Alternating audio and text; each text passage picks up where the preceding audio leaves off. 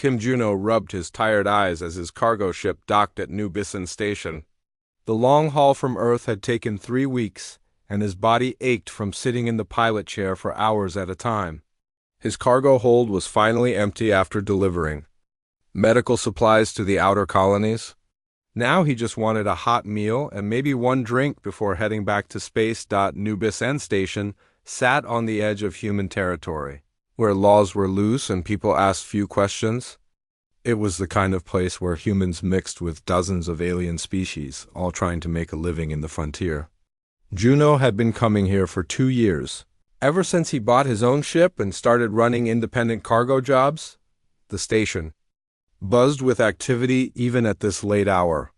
Merchants hawked exotic goods from distant worlds while workers loaded and unloaded ships.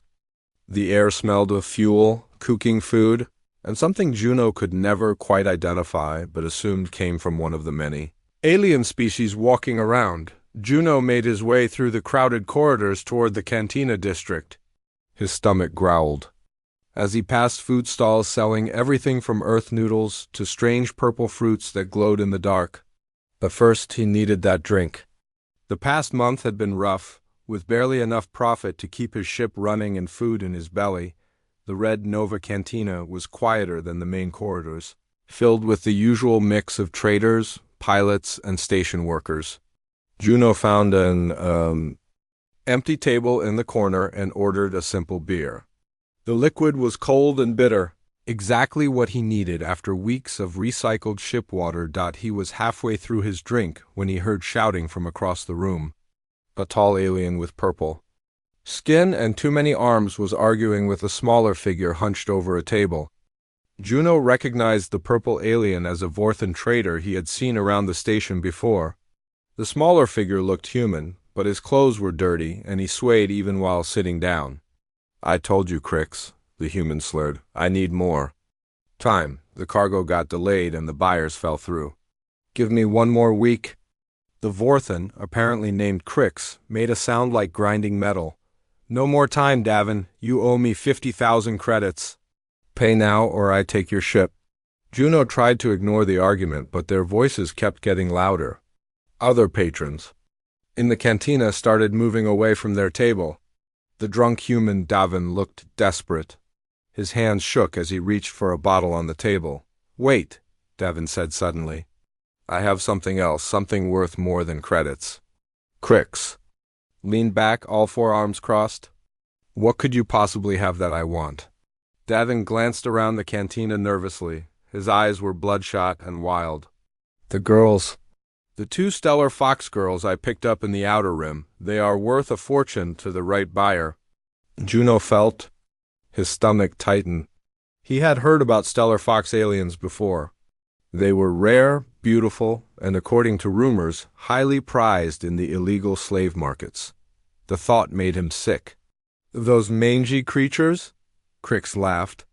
"They eat too much and complain constantly. I would not take them for free." "You do not understand," Davin insisted. "They are not ordinary stellar fox. These are nobles, or were before their world got destroyed. They have training, skills. The underground markets would pay millions for them." Juno set down his beer with more force than necessary. The conversation was heading in a direction that made his skin crawl. He started to stand up, planning to leave before he heard something that would force him to act. But Davin kept talking. "Look, I am desperate here. You know, I'm good for the money eventually. Take the girls as collateral. If I cannot pay you back in 6 months, you can sell them and keep everything." Crix seemed to consider this. His alien features were hard to read, but Juno could see greed in his small black eyes. "Where are they now?" "Locked in my ship, Cargo Bay 3, Level C, Dock 47. Davin pulled out a small device. "This controls their restraint collars. They cannot run without it." That was enough for Juno. He stood up and walked over to their table. Both aliens looked up at him with surprise. Up close, he could see that Davin was even worse off than he had thought. The man had not bathed in days, and his clothes were stained with alcohol and worse things. "Excuse me," Juno said politely. "I could not help but overhear your conversation." Crix hissed something in his own language. This is private business, human. Walk away. Juno ignored the Vorthan and focused on Davin. You said you needed money quickly. What if I made you an offer? Davin blinked slowly, trying to focus on Juno's face. What kind of offer? Juno reached into his jacket and pulled out a bottle. It was real earth whiskey, aged 20 years, worth more than most people made in a month. He had been saving it for a special occasion that never seemed to come, this bottle for the two girls. Right now, no questions asked. Both aliens stared at the bottle. Davin's eyes went wide with hunger. Crix leaned forward, suddenly interested. That is genuine earth whiskey, Crix said, but pre-war vintage. Worth at least 5,000 credits. More like 8,000, Juno corrected, and I'm offering it for a clean trade. The girls, their freedom papers if you have them, and that control device. Davin reached for the bottle with shaking hands. Deal. God, yes, deal. I need this more than I need anything else in the universe. Wait, Crix interrupted. Those girls are my collateral now. You cannot trade what you do not own. Juno looked at the Vorthan calmly. What is his debt to you again? 50,000. 53,400 credits, Crix said precisely. Juno nodded. And how much do you think you could actually get for 2 slaves in this sector? After paying smuggling fees, bribes, and finding buyers who will not ask questions? Crix was quiet for a moment, calculating. Perhaps 30,000, if they are as valuable as he claims? Or perhaps nothing if the authorities catch you first. Human space takes slavery seriously, even out here. Juno kept his voice level. But this bottle is worth 8,000 credits right now. Today, no risks involved. The calculation was working in Juno's favor. Crix was a businessman, not a slaver. He wanted profit with minimum risk. Fine, Crix said finally. But I want the bottle too. Consider it a finder's fee. Juno shook his head. The bottle goes to Davin for the girls. You get 8,000 credits from me right now to cover part of his debt. That reduces his obligation to you and gives you immediate payment. He pulled out his credit chip and placed it on the table next to the whiskey bottle. Both aliens stared at the items like they were looking at Salvation. 10 minutes later, Juno walked through the station corridors with a datapad containing 2 freedom papers, a collar control device, and directions to Dock 47. His credit account was much lighter, and his whiskey was gone.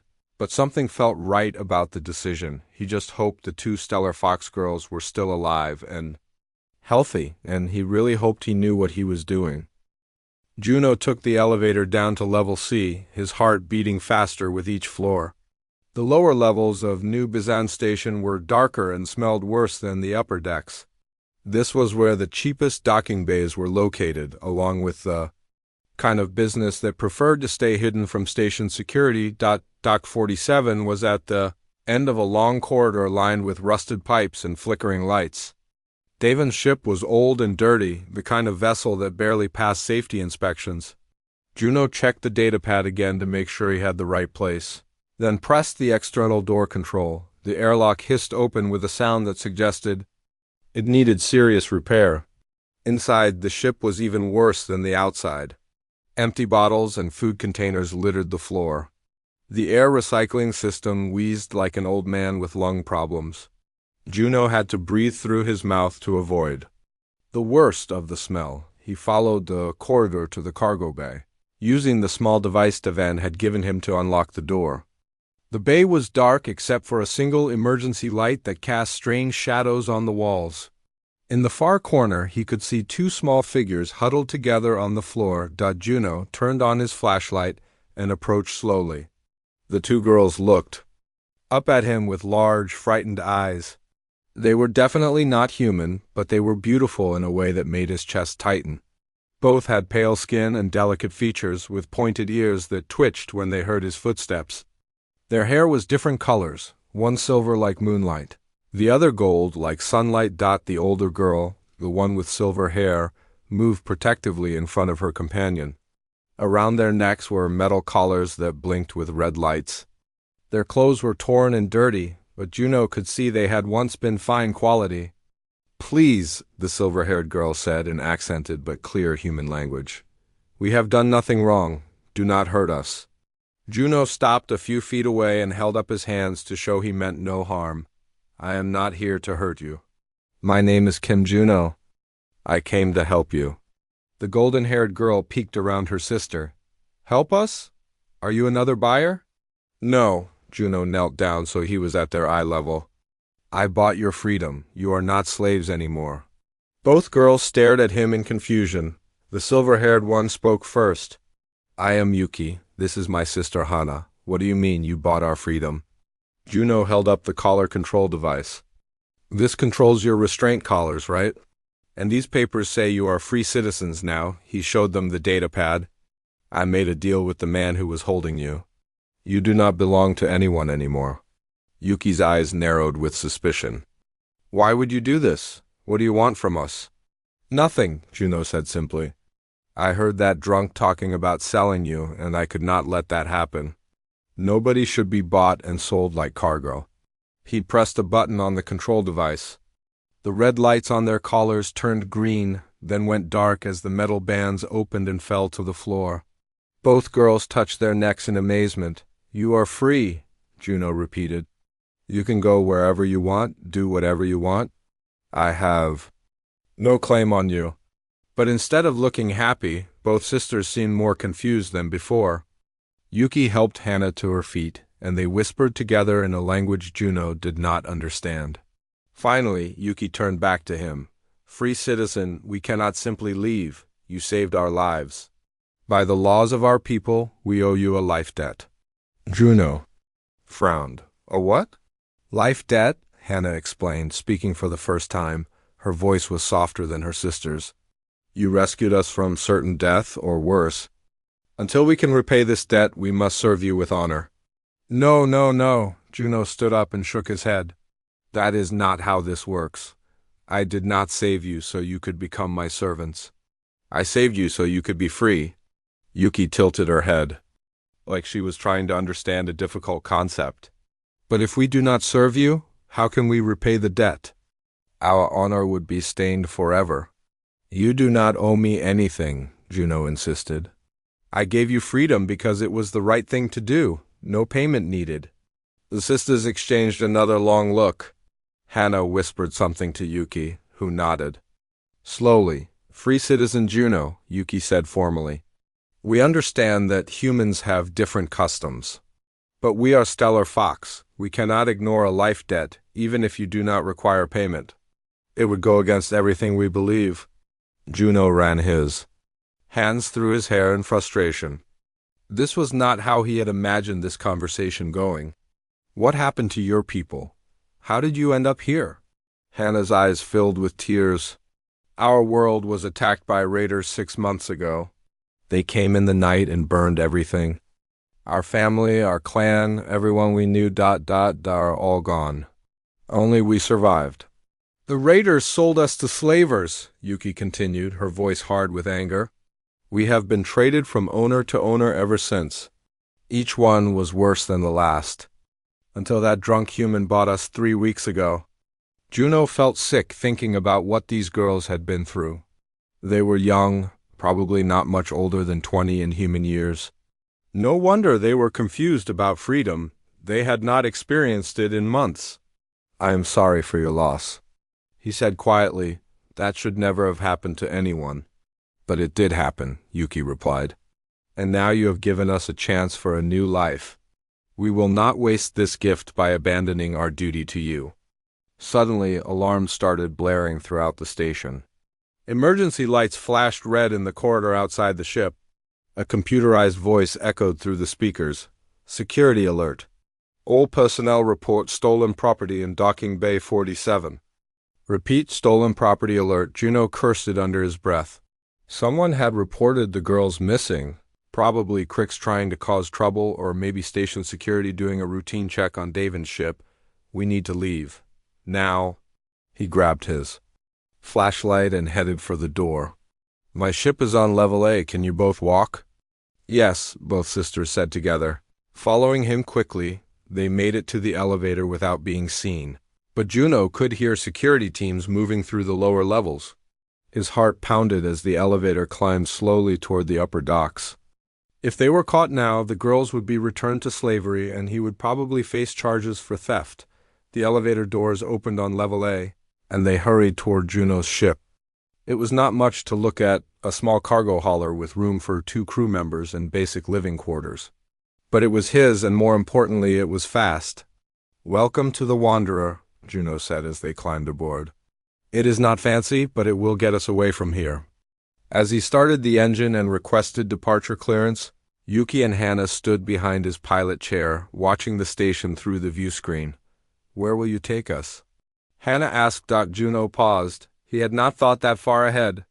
"Where do you want to go?" The sisters looked at each other again. "Wherever you go," Yuki said simply. "We are your companions now, whether you accept it or not." The Wanderer pulled away from New Bizan Station just as security ships began searching the lower docks. Juno set course for open space, still not sure what he had gotten himself into. He had wanted to give 2 girls their freedom, but somehow he had ended up with 2 very determined alien companions who refused to leave his side. This was going to be more complicated than he had thought. 3 days after leaving New Bizan Station, Juno thought they were safe. His ship was fast and he knew the trade routes well. The girls had settled into the small crew quarters and he was starting to get used to having company aboard the Wanderer. That was when the first bounty hunter ship appeared on his scanner. "Juno," Yuki called from the co-pilot seat. "There is a ship following us. Same course, same speed for the past hour." Juno checked his instruments and frowned. The ship was keeping just at the edge of scanner range, trying to stay hidden. It was bigger than the Wanderer and probably had better weapons. "Could be a coincidence," he said, but he did not believe it. "We are on a main shipping route." Hannah looked up from the engineering console where she had been studying the ship's systems. "I do not think it is coincidence. The ship changed course. When we changed course 20 minutes ago." Juno increased speed slightly. The other ship matched them immediately. His stomach dropped as he realized what was happening. Someone had put a bounty on the girls and now hunters were tracking them. "Across space, they found us," he said quietly. "Probably traced the station records or got our ship ID from security footage." Yuki's ears flattened against her head, a sign of stress he was learning to recognize. "What do we do?" "We run," Juno said, pushing the engines to full power. "Hold on to something." The Wanderer shot forward like a bullet, but the hunter ship was ready for them. It accelerated too, gaining ground fast. Within minutes, Juno could see it clearly on the rear viewer, a sleek predator built for catching prey. "They are targeting our engines," Hannah reported from her console. "Weapons lock detected." Juno threw the ship into a sharp turn, diving toward a nearby asteroid field. The massive rocks would provide cover and make it harder for the hunters to get a clean shot. Red laser beams flashed past the view screen as the enemy ship opened fire. "This is insane," Juno muttered, weaving between asteroids the size of buildings. "I am a cargo hauler, not a fighter pilot." "Let me help," Yuki said, reaching for the navigation controls. "I know how to plot courses through dangerous areas." Before Juno could protest, she had taken over the nav system. Her fingers flew over the controls with practiced skill, finding safe paths through the asteroid field that he would never have seen. The ship responded to her guidance like it was dancing instead of fleeing for its life. "How do you know how to do this?" Juno asked as they slipped through a gap between 2 spinning rocks. "My people were traders and explorers before the raiders came," Yuki replied, her eyes focused on the scanner. "I learned navigation from my father." "Turn left here. There is a clear channel." The hunter ship was having more trouble in the asteroids. It was bigger and less maneuverable than the Wanderer, but it was also more heavily armed and the pilot was experienced. Laser fire continued to light up the space around them. They hit our port thruster, Hannah called out. "I'm trying to compensate, but we are losing speed." Juno felt the ship shudder as the damaged thruster fought to keep them moving. They were running out of options fast. The asteroid field had an end, and once they reached open space, the hunter ship would catch them easily. There, Yuki pointed. At the scanner, large asteroid, hollow inside. We can hide there and make repairs. She guided them into a cave-like opening in one of the bigger rocks. The space was just large enough for the wanderer to fit and completely hidden from outside. Sensors. Juno powered down the engines and held his breath as the hunter ship passed by outside, searching for them. They lost us, Hannah whispered, watching the sensor readings. But they will keep looking. Juno slumped back in his pilot chair, exhausted from the chase. We need to fix that thruster and figure out our next move. They will have called for backup by now. I can repair the thruster, Hannah said confidently. The damage is not too bad. Give me 2 hours. While Hannah worked on the engines, Juno and Yuki sat in the small galley, sharing a meal of processed food and recycled water. It was not much, but it was better than being captured by bounty hunters. Why are you helping me like this? Juno asked. You could have let them catch us and probably gotten better treatment from new owners. Yuki looked at him with surprise. You think we would betray you after you saved us? I do not know what to think, Juno admitted. This whole situation is crazy. I just wanted to help you, and now we are all running for our lives. Our lives, Yuki repeated. Yes, that is right. We are in this together now. She was quiet for a moment, then spoke again. Can I tell you about my people, about what we lost? Juno nodded, settling back to listen. The stellar fox were peaceful, Yuki began. We lived in harmony with nature on our world. We had cities. In the trees and underground, connected by bridges of living wood. Our technology was different from yours. We grew things instead of building them. Her eyes grew distant as she remembered. I was being trained to be a navigator, like my father, and his father before him. Hannah was studying bioengineering, learning to shape living machines. We were happy. What happened the night of the attack? The raiders came without warning. They burned the forests and poisoned the rivers. Our defenses were meant to protect. Against natural disasters, not military assault. Yuki's voice grew hard. They killed everyone they could not use as slaves.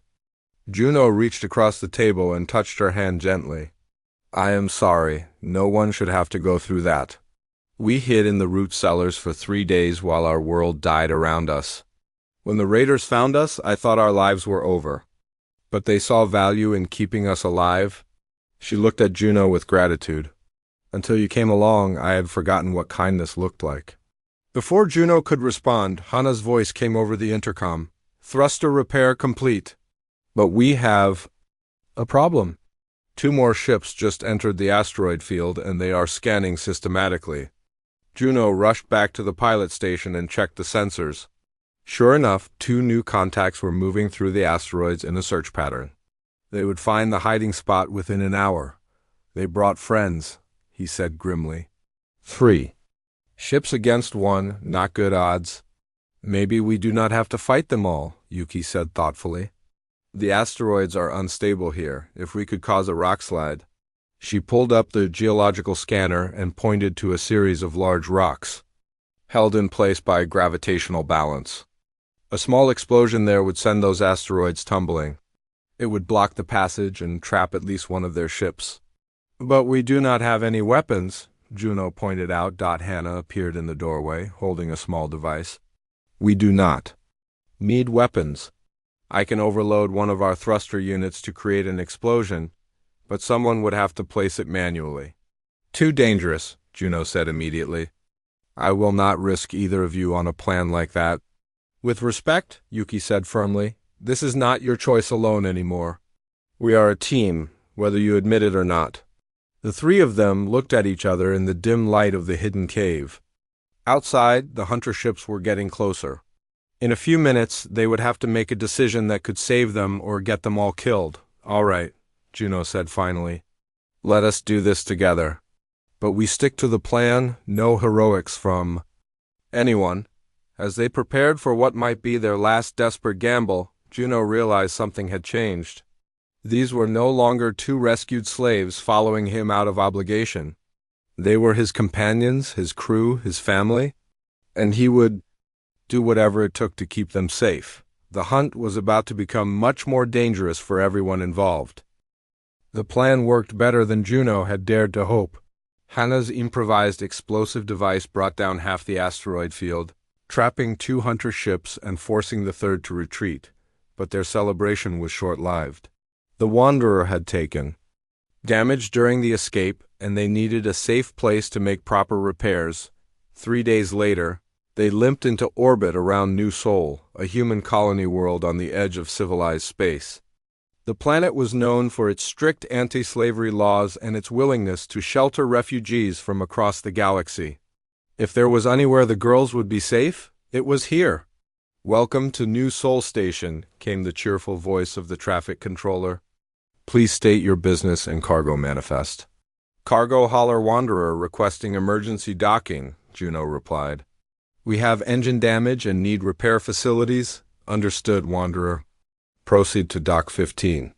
Repair crews will be standing by."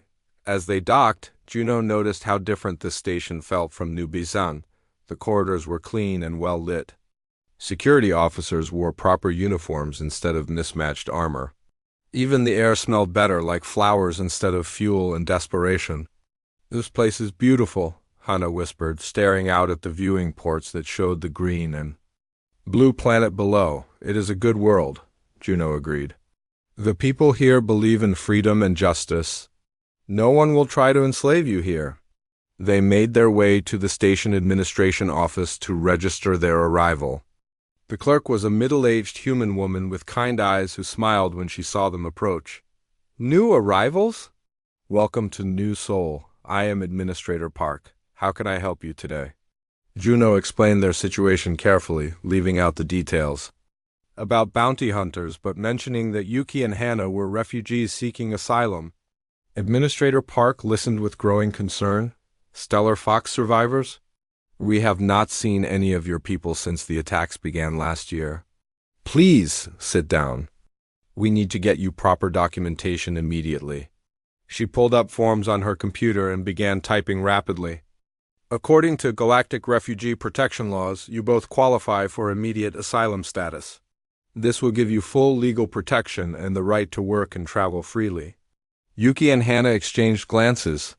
"We do not understand," Yuki said. Slowly, "What does asylum mean?" "It means you are safe," Administrator Park explained gently. "No one can force you to leave or harm you while you are under our protection. You have the same rights as any human citizen." "But we belong to Juno," Hannah said, confusion clear in her voice. "He saved our lives. We must serve him until the debt is paid." Administrator Park looked shocked. "Young lady, slavery is completely illegal in human space. No one can own another sentient being, regardless of the circumstances." "It is not slavery," Yuki protested. "It is honor debt. Our people have followed this law for thousands of years." The administrator turned to Juno with a stern expression. "Mr. Kim, are you holding these girls against their will?" "No," Juno said quickly. "I have been trying to convince them they are free since the day I found them. They refuse to listen." Administrator Park leaned back in her chair, clearly dealing with something she had never encountered before. "This is unusual. Let me contact our cultural liaison office. They may have some suggestions." An hour later, they sat in a comfortable conference room with Dr. Lee Minho, a specialist in alien cultures and refugee integration. He was a tall, thin man with gentle hands and a patient voice. "I have studied the Stellar Fox civilization for many years," Dr. Lee explained. "The concept of life debt is indeed central to their culture. It is not slavery as we understand it, but rather a form of honor obligation. Can you help them understand they do not owe me anything?" Juno asked hopefully. Dr. Lee smiled sadly. "I am afraid it is not that simple. To ask them to abandon their life debt would be like asking you to abandon your most fundamental beliefs about right and wrong." "Then what do we do?" Yuki asked. "We cannot ignore our obligation, but Juno does not want our service." Perhaps," Dr. Lee suggested, "you could redefine the nature of your obligation. Instead of servant and master, you could become partners working toward a common goal." He pulled up information on his tablet. There is a stellar Fox refugee community here on New Sol. 23 survivors who escaped the attacks on various worlds. They could use people with your skills to help them rebuild their culture. Hannah's eyes lit up with excitement. Other survivors? Our people still live? Indeed. And they have been hoping to find more of their kind. You could join them, start new lives, maybe even help us locate other refugee groups. For the first time since Juno had known them, both sisters looked truly conflicted. He could see the longing in their faces, the desire to be with their own people again. It made his chest tight with an emotion he did not want to examine too closely. You should go to them, he said quietly. This is what I wanted for you from the beginning. A chance to be free, to choose your own path. Yuki turned to him with surprise. You want us to leave? I want you to be happy, Juno replied honestly. If being with other stellar fox will make you happy, then that is what you should do. Dr. Lee arranged for them to visit the refugee community that afternoon. The settlement was located in a forested area outside the main city, built in the traditional stellar fox style, with houses connected by bridges between the trees. It was beautiful and peaceful. Exactly the kind of place Yuki had described from their lost homeworld. The community leader was an elderly stellar fox named Elder Jin, whose silver fur and wise eyes reminded Juno of Yuki. He welcomed the sisters with tears of joy, speaking rapidly in their native language. Soon other survivors gathered around, eager to hear news of their rescue and to share stories of their own escapes. Juno stood apart from the reunion, feeling like an outsider. These people understood Yuki and Hannah in ways he never could. They shared the same losses, the same culture, the same hope for the future. This was where the sisters belonged. As the day wore on, he prepared himself for the goodbye he knew was coming. The girls would stay with their people, and he would return to his cargo hauling, alone again but knowing he had done the right thing. But when evening came and Elder Jin offered them permanent places in the community, both sisters politely declined. We are honored by your offer, Yuki said formally. Our path lies elsewhere. We have obligations that cannot be set aside. Elder Jin looked puzzled. What obligations could be more important than rebuilding our people? Yuki glanced at Juno, then back at the elder. We owe a life debt to the human who saved us. Until it is properly discharged, we cannot consider our own desires. But you could serve your debt here, Elder Jin pointed out. Help your own people instead of following an alien around the galaxy. No, Hannah said firmly. Juno did not just save our lives. He showed us what kindness looks like when it expects nothing in return. That is worth more than anything we could do here. As they walked back to the station that night, Juno tried one more time to convince them to stay. You heard what Dr. Lee said about redefining our relationship, he said. What if we became business partners instead of whatever this is now? Yuki considered this carefully. What kind of business? I do not know yet, but we work well together. Maybe we could help other refugees, transport people who need safe passage, that sort of thing. A partnership, Hannah mused. Equal shares, equal decisions?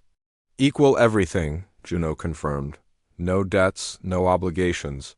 Just three people choosing to work together because we want to. For the first time since he had known them, both sisters smiled with genuine happiness.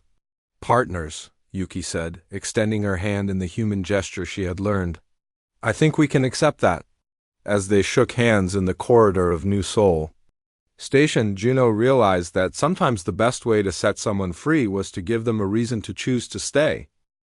6 months after forming their partnership, Juno had to admit that business was better than ever. The Wanderer had been upgraded with better engines and defensive systems. Their refugee transport service was gaining a reputation across the frontier worlds. More importantly, he had never been happier in his life. Yuki had proven to be a brilliant navigator and strategist, able to plot courses through dangerous space that other pilots would never attempt. Hannah had become their chief engineer, keeping the ship running so smoothly that Juno sometimes forgot. They were flying through the most hostile regions of the galaxy. They were delivering a group of Altarian refugees to a safe colony when the distress call came through. "This is Research Station Echo 7, the desperate voice crackled over the comm. "We are under attack by unknown vessels. Repeat, we are under attack. Any ships in the area, please respond." Juno checked their location. Echo 7 was only 2 hours away at maximum speed.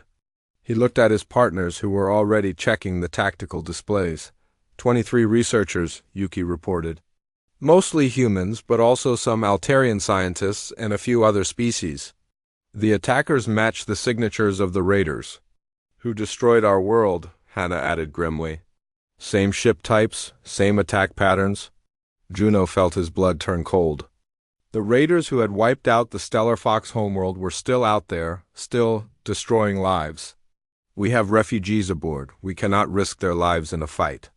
"The nearest military patrol is 8 hours away," Yuki said, checking the comm frequencies. "Those researchers will be dead or enslaved long before help arrives." Hannah pulled up the station schematics on her screen. Eco 7 is a xenobiology research facility. They study endangered species from across the galaxy. If the raiders capture their databanks ... double quote, she did not need to finish. The research station would have genetic information about hundreds of species, including detailed data about stellar fox biology. In the wrong hands, that information could be used to hunt down every surviving member of their race. "We have to help them," Yuki said quietly. "Not because of any debt or obligation, but because it is the right thing to do." Juno looked at both of his partners, seeing the determination in their eyes. They were asking him to risk everything they had built together, but he knew they were right. Sometimes being human meant taking risks to help others, even when the odds were against you. "All right," he said, turning toward the pilot controls, "but we do this smart. No heroics, and we stick together no matter what happens." They dropped the refugees at a nearby mining station with instructions to contact the authorities, then set course for Echo 7 at full speed. During the flight, they planned their approach carefully. "The station is built into an asteroid," Yuki explained, studying the tactical data. 3 raider ships are attacking the main docking bay, while a 4th is trying to breach the research labs from above. "Their shields are almost down," Hannah added. "But the station has some defensive turrets still operating. If we can coordinate with them..." She pulled up a complex diagram showing attack vectors and timing sequences. "The raiders are focusing their fire on the main shield generators. If we hit their lead ship at the exact moment the shields cycle, we can create an opening for the station defenses." Juno studied the plan and whistled softly. "That requires perfect timing and a lot of luck." "We make our own luck," Yuki said with a fierce smile that reminded him why. Stellar Fox had once been considered formidable opponents. They dropped out of hyperspace just as the research station's shields failed completely. The 4 raider ships were closing in for the final assault, their weapons charging for what would probably be a killing blow. "Wanderer to Echo 7, Juno broadcast on all frequencies. "We are here to help. Coordinate your fire with ours in 30 seconds. "Wanderer, this is Dr. Kim Suyang, acting station commander," came the relieved reply. "Thank God someone came. We are ready to coordinate." Yuki took over the weapons targeting while Hannah managed the ship's power distribution. Juno had never seen them work together like this before, their movements perfectly synchronized, as if they had been fighting battles together for years. "Lead raider ship mark," Yuki announced. "Firing in 3, 2, 1... The Wanderer's lasers struck the raider vessel just as the station's remaining turrets opened fire. The combined assault overwhelmed the enemy shields and sent the ship spinning away with major damage. "Nice shooting," Dr. Kim's voice carried obvious admiration. "But the other 3 ships are moving to attack you now." Juno threw the Wanderer into evasive maneuvers as the remaining raiders turned their attention to this new threat. Red laser fire filled the space around them, but Yuki's navigation skills kept them just ahead of the deadly beams. "Hannah, can you jam their targeting systems?" Juno called over the sound of straining engines. "Already working on it," she replied, her fingers flying over the electronic warfare controls. But their systems are more advanced than I expected. Give me 2 more minutes. We do not have 2 minutes, Yuki warned as another volley barely missed their port side. That was when Juno remembered something from his early military training. The asteroid field. If we can lure them into the rocks, The same trick will not work twice, Yuki pointed out. Not the same trick, a better one. Juno smiled grimly as he changed course toward the dense asteroid cluster surrounding the research station. Hannah, how much power can you divert to the front deflectors? Enough to punch through solid rock, but it will overload the system, she warned. Perfect. Yuki, plot a course through the biggest asteroid you can find. Straight through the center. Both sisters stared at him like he had lost his mind. Juno, Yuki said carefully, that is impossible. No ship can fly through solid rock. No ship can fly through solid rock, Juno agreed. But we can make a tunnel if we hit it fast enough and hard enough? It was completely insane, the kind of plan that only worked in adventure stories. But as they dove toward a massive asteroid, with 3 raider ships in pursuit, Juno felt the familiar rush of human stubbornness that refused to accept impossible odds. All power to front deflectors, he ordered, and hold on to something solid. The Wanderer struck the asteroid like a bullet fired from a giant gun. The deflectors carved a tunnel through hundreds of meters of rock and ice, creating a passage just barely wide enough for their ship. Behind them, the raider ships tried to follow but lacked the speed and deflector power to match their feet. 2 of the raiders crashed into the asteroid walls. The third made it through the tunnel but emerged on the other side with severe damage. And no weapons. This is impossible, Dr. Kim's voice crackled over the cum as they emerged from the asteroid. How did you do that? Human engineering, Juno replied with a grin, and 2 very talented partners. The surviving raider ship limped away, apparently deciding that these particular humans were more trouble than they were worth. As they docked with the research station, Juno could see the amazement on the faces of the scientists who came to greet them. I've never seen piloting like that, Dr. Kim said as they met in the station's main lab. You saved all our lives and probably prevented a massacre. We just did what anyone would have done, Juno replied modestly. No, Dr. Kim shook her head. Most people would have run away or called for military backup. You 3 charged straight into a fight against impossible odds and won. She gestured around the lab, which was filled with genetic samples and research data from hundreds of worlds. The raiders would have destroyed or stolen decades of work. Species that exist nowhere else in the galaxy would have been lost forever. Yuki stepped forward, her expression serious. Doctor, we need to ask you about your stellar fox research. Our people ... are not extinct? Dr. Kim finished with a smile.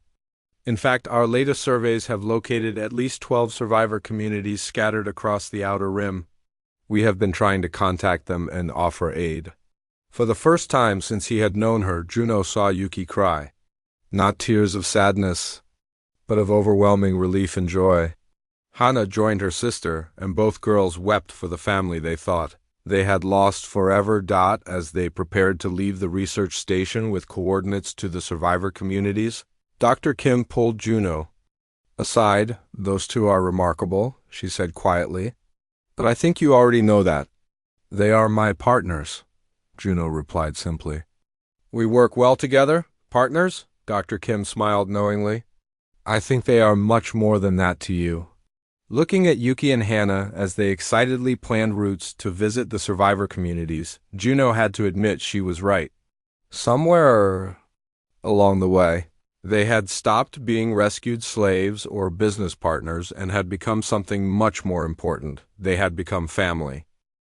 2 years had passed since the attack on Research Station Echo 7, and the Wanderer had become famous throughout the frontier worlds. Not just as a transport ship, but as a symbol of hope for refugees and outcasts across the galaxy. Juno, Yuki, and Hana had rescued hundreds of people from slavery, war zones, and natural disasters. They had also visited 8 of the 12 stellar fox survivor communities. helping to reconnect scattered families and rebuild the cultural networks that had been shattered by the raider attacks. Each reunion brought tears of joy and renewed hope for the future. Today, they were returning to New Seoul for a very special ceremony. The Stellar Fox Refugee Council had finally gathered representatives from all known survivor communities to establish a new government and choose leaders for their rebuilt civilization. "I still cannot believe it," Hannah said as they approached the orbital station. 2 years ago, we thought we were the only ones left. Now there are over 3,000 survivors ready to start fresh, and they want both of you to help lead them." Juno added, trying to keep the sadness out of his voice. The formal invitation had arrived a month ago. The Stellar Fox Council was offering Yuki the position of chief navigator for their new exploration fleet, while Hannah would become the director of biological engineering for their terraforming projects. They were incredible opportunities, the kind that could help shape the future of an entire species.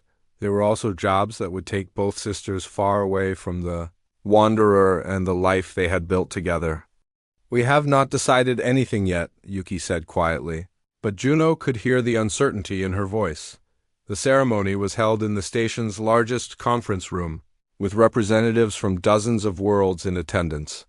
Elder Jin, now serving as the temporary council chairman, stood at the podium with tears in his ancient eyes. "My people," he began, his voice carrying across the silent room. 2 years ago, we were scattered fragments of a broken civilization. Today, we stand united and ready to reclaim our place among the stars." The applause was thunderous. Juno watched from the back of the room as Yuki and Hana sat with the other council members, wearing traditional stellar fox robes for the first time since their rescue. They looked dignified and beautiful, every inch the noble leaders their people needed. "But before we plan for the future," Elder Jin continued, "we must acknowledge those who made this day possible. 3 individuals who risked everything to bring us together and remind us what hope looks like." He gestured toward the back of the room. "Kim Juno, Yuki, and Hannah, please join me on the stage." Juno felt his face turn red as hundreds of eyes turned toward him. He had never been comfortable with public attention, preferring to let his actions speak for themselves. But Yuki and Hannah each took one of his arms and gently pulled him toward the front of the room. "Kim Juno," Elder Jin announced. "As they reached the stage, you saved 2 lives and changed the fate of our entire species. We owe you a debt that can never be repaid." "You do not owe me anything," Juno replied, speaking into the microphone with obvious discomfort.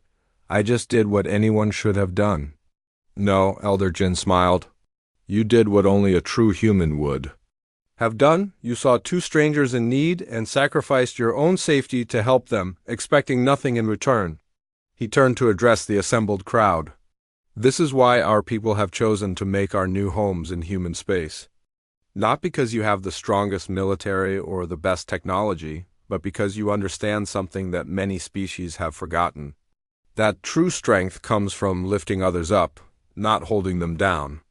The ceremony continued with formal presentations and the signing of documents that would establish the new Stellar Fox territories. But Juno found it hard to concentrate. This was probably the last time the 3 of them would be together like this. Soon, Yuki and Hannah would take their new positions and begin the important work of rebuilding their civilization. After the official events ended, they found themselves alone on one of the station's observation decks, looking out at the stars through the massive viewing windows. "So," Juno said finally, "when do you start your new jobs?" Both sisters were quiet for a long moment. Finally, Yuki spoke. "We have been talking about the council's offer," she said slowly. "It is a great honor, and the work would be important for our people. But," Juno prompted, hearing something in her tone. "But it would mean giving up everything we have built together," Hannah finished. "The Wanderer, our partnership, our family." "Your people need you," Juno said, even though the words felt like knives in his chest. "This is your chance to help them build something amazing." "Our people will survive and prosper," Yuki replied firmly. "They have good leaders and strong communities, but you, Juno. Who will watch your back when you fly into dangerous space? Who will keep your ship running when the systems fail? Who will remind you to eat when you get too focused on work? Juno laughed despite himself. I managed alone before I met you. Did you? Hannah asked gently. Or were you just surviving instead of truly living? Before Juno could answer, Elder Jin appeared in the doorway of the observation deck. I hope I am not interrupting, he said with a knowing smile. But I wanted to speak with you before the evening celebration begins. He walked over to join them at the viewing window. Yuki, Hana, have you made your decision about the council positions? We have, Yuki said, glancing at her sister. We are honored by the offer, but we must decline. Elder Jin nodded as if he had expected this answer. I thought you might say that the council anticipated this possibility. He pulled out a formal-looking document and handed it to Juno. We would like to offer you a different position. Mr. Kim, official ambassador for Stellar Fox relations with human space. Juno stared at the document in confusion. I do not understand. The job would involve traveling between our communities and human worlds, facilitating trade agreements, coordinating refugee assistance, and serving as a cultural bridge between our peoples, Elder Jin explained. It would require a ship capable of long-range travel and a crew experienced in both diplomacy and rescue operations. You want us to keep doing what we are already doing, Hannah said with growing excitement. Exactly. But with official backing, better resources, and the gratitude of two entire civilizations. Elder Jin smiled. The three of you have proven that humans and Stellar Fox can accomplish incredible things when they work together. Why change something that works so well? Juno looked at his partners, seeing the hope and happiness in their faces. What about your obligations to your people, the rebuilding efforts? This is how we serve our people, Yuki said simply. By making sure they never have to face extinction alone again. 6 months later, the Wanderer had been replaced by a larger, more advanced ship called the New Dawn. The crew quarters were more comfortable, the engines were faster, and the defensive systems could handle almost any threat they might encounter, but the most important things had not changed. Juno still piloted their ship through the dangerous regions of space where people needed help. Yuki still plotted impossible courses through hostile territory. Hannah still kept their systems running smoothly while developing new technologies to help the communities they served. They had rescued 43 refugee groups in the past month alone, and their reputation had spread to species across the galaxy. When people were in trouble and had nowhere else to turn, they called for the New Dawn and its unusual crew dot as they prepared to depart on their latest mission. Juno reflected on how much his life had changed since that night in the cantina on New Bizen Station. He had bought 2 alien girls for a bottle of whiskey, thinking he was giving them their freedom. Instead, they had given him something much more valuable. They had shown him that family was not about blood or species or legal obligations. It was about choosing to stand together when the universe tried to tear you apart. Ready for departure, Yuki announced from the navigation station. All systems green, Hannah reported from engineering. Then let us go find someone who needs our help, Juno said, engaging the hyperdrive dot as the New Dawn leaped into hyperspace, carrying its crew toward their next adventure. 3 very different beings worked together with the perfect harmony that only came from absolute trust and unconditional love. The human who had learned that the greatest strength was knowing when to let others lead. The sisters who had discovered that freedom meant having the power to choose your own family, and together, they proved every day that the universe was a better place when people stood up for those who could not stand up for themselves. In the end, it had never been about the debt or the obligation or even the rescue. It had always been about coming home.